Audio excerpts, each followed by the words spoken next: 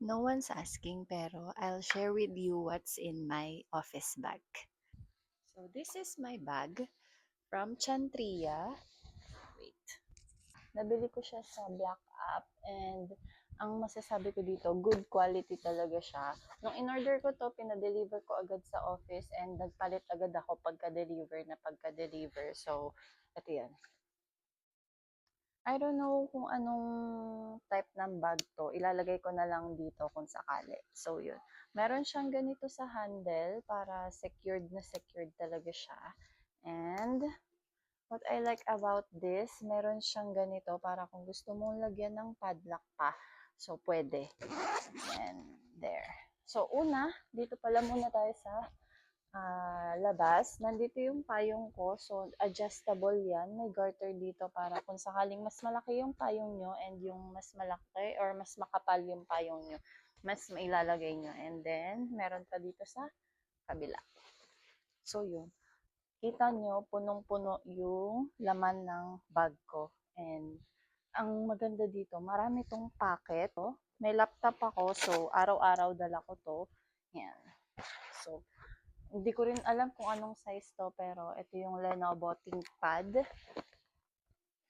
And then, dito sa pangalawang sorry, magulo.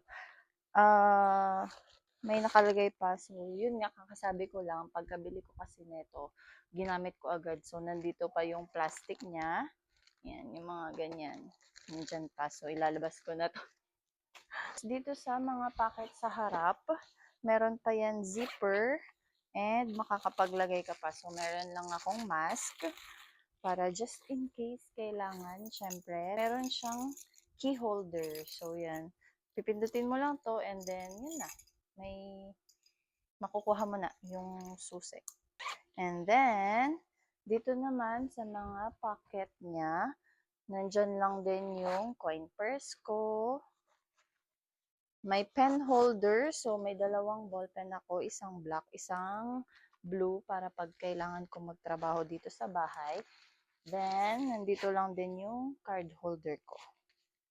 Tapos, yun, meron lang akong pouch dito na nakalagay yung mga gamot and yung Band-Aid ko. Oops. Yan. Tapos, charger, lip tint na sobrang tagal na from Vice Cosmetics na hindi ko masyado ginagamit kasi wala naman ako talagang kahilig-hilig sa ganyan. And bumili pa ako ng blush pero hindi ko rin naman nagagamit. So, dyan lang yan. Kaartehan lang. May masabi lang.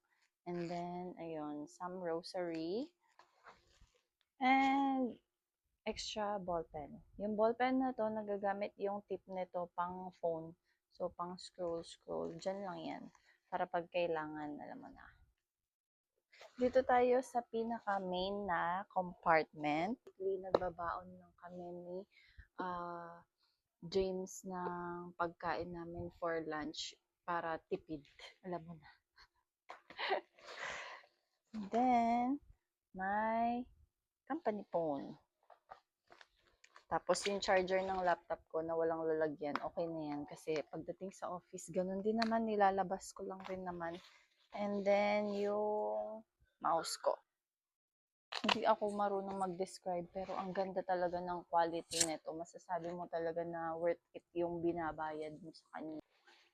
Dito naman tayo sa front pocket. So, magnetic siya. Ganyan. So, ang laman lang nito ay wala. Hindi pa ako naglalagay ng laman dito, pero yan, ganyan siya. Ganyan siya. So, easy access siya, pero hindi mo siya agad-agad ma-open kasi nga, magnetic siya. Tapos, sa likod, meron pa yan na para kung sakaling imamaleta mo siya, diba? Gagawin mo siyang hand carry. So, pwede yan. And then, may secret pocket pa siya dito. There. Ayan. Pag nasa biyahe ako, ganyan yan. So, nandito sa loob yung phone. Ano pa ba? Ito pala. So, kung may beep card kayo or some cash na nahahassle kayo ilagay sa loob ng bag nyo. So, pwede dito. Yan lang ang aking what's in my bag na magulo. So, 1 week na tong nasa akin. So far, gustong gusto ko siya and very compact lang. dahil maliit lang siya pero marami kang mailalagay.